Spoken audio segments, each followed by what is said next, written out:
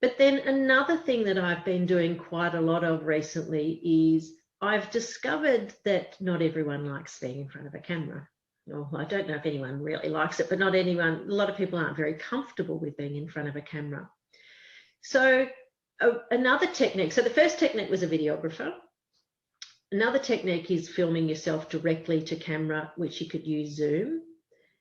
A third technique is if you're bringing in another party or even yourself and you're finding you're struggling to bring your content alive.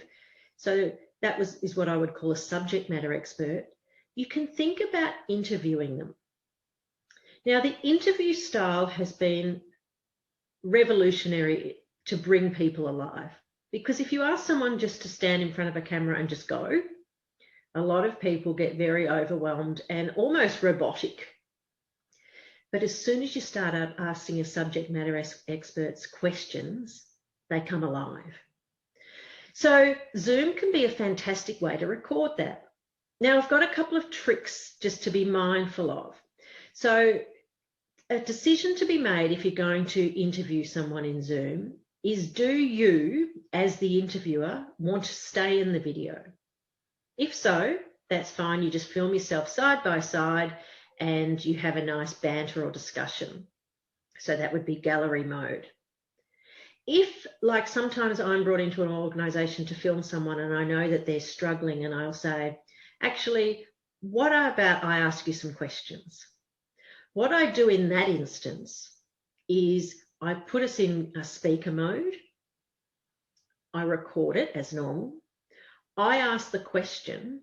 Now, if any of you have been using Zoom for a bit, you'll know that whoever is speaking, they turn up on the screen.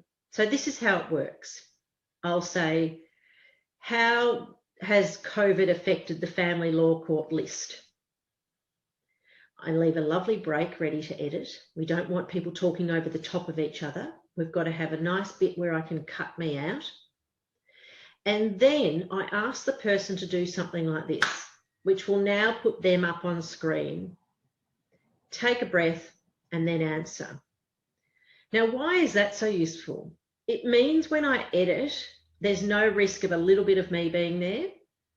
I can literally cut it from after the clap and the person is off and running. And it makes for, when we edit it, we can edit our chapters into, I could make the chapter, the question being, how has COVID affected the family law courts? And when the person press plays, it'll be the subject matter expert answering the question.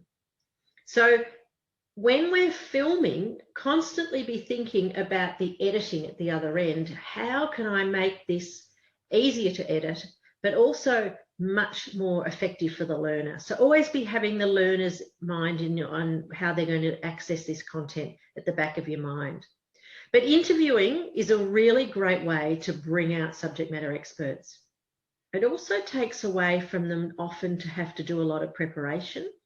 So preparing content and getting that overwhelming feeling as I've got to present a whole paper or I've got to present something online can be very overwhelming. But if you can grab a subject matter expert, and often I'll say to them, can you give me the 10 questions you'd like me to ask?